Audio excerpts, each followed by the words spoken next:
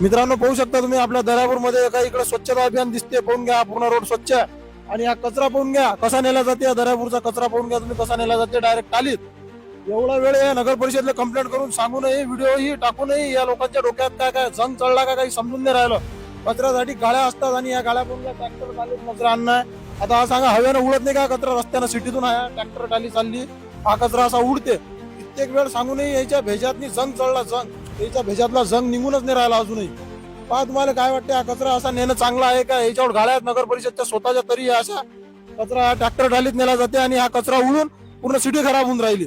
स्वच्छता सांगतात आणि हे पाहून कसं यायची स्वच्छता बा नगर परिषदवाल्याची काय याचे डोके काम करून राहिले की नाही काय नाही.